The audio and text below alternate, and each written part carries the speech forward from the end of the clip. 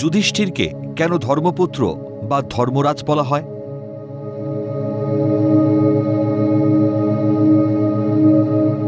যুধিষ্ঠিরকে ধর্মরাজ বলার মূল কারণ হল তিনি ধর্ম ও নীতির প্রতি অত্যন্ত প্রতিশ্রুতিবদ্ধ ছিলেন এবং সত্য ও ন্যায়বিচারের জন্য পরিচিত ছিলেন। তার পিতা ছিলেন স্বয়ং ধর্মরাজ। এই কারণে তিনি ধর্মপুত্র নামেও পরিচিত ছিলেন, যা তার ধর্মনিষ্ঠা ও নৈতিকতার প্রতীক। যুধিষ্ঠির জন্ম কিভাবে হল? একবার বনে কিন্দম মুনি হরিণের রূপ ধারণ করে একটি হরিণীর সাথে সঙ্গম করছিলেন। ওই বনে পাণ্ডু রাজা হরিণ শিকারে গিয়ে সঙ্গমরত হরিণের ওপর স্বর নিক্ষেপ করে হত্যা করেন। কিন্দম মুনিকে হত্যার ফলে পাণ্ডুকে অভিশাপগ্রস্ত হতে হয়। কিন্দম মুনির অভিশাপে বিবাহের পর পাণ্ডু স্ত্রী সংসর্গ থেকে বিরত থাকেন। এই অভিশাপের কারণে মাদ্রী এবং কুন্তী উভয়ই স্বামী সংসর্গ থেকে বঞ্চিত হন।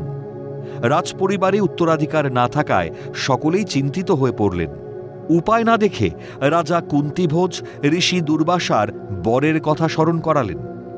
একবার ঋষি দুর্বাসা কুন্তীভোজ রাজার আতিথেয়তা গ্রহণ করে কন্যা কুন্তীর সেবাতে সন্তুষ্ট হয়ে তাকে একটি বিশেষ মন্ত্র বা বর দিয়েছিলেন, যার মাধ্যমে কুন্তী যে কোনো দেবতাকে ডেকে পাঠাতে পারতেন এবং সেই দেবতার কাছ থেকে পুত্র লাভ করতে পারতেন। এই বরের সত্যতা পরীক্ষার ফলে এই বর ব্যবহার করে কুন্তী সূর্যদেবকে ডেকে প্রথম পুত্র কর্ণের জন্ম দিয়েছিলেন।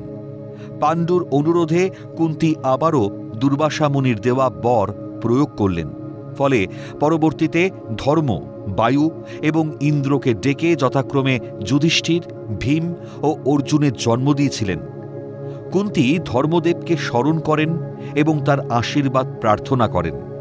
ধর্মদেবের আশীর্বাদে কুন্তীর গর্ভে যুধিষ্ঠিরের জন্ম হয়, যিনি ছিলেন ধর্ম বা ন্যায় পরায়ণতার প্রতিমূর্তি। যুধিষ্ঠির নামের অর্থ যুধি। যুদ্ধে স্থির থাকতেন বলে তার নাম হয়েছিল যুধিষ্ঠির। তার পিতা ধর্মরাজ হওয়ায় তিনি ধর্মপুত্র নামেও পরিচিত ছিলেন, যার অর্থ ধর্মরাজার পুত্র। অবশ্য কয়েকজন আধুনিক মহাভারত বিশেষজ্ঞ বলেন যুধিষ্ঠির ধর্মের অবতার ছিলেন।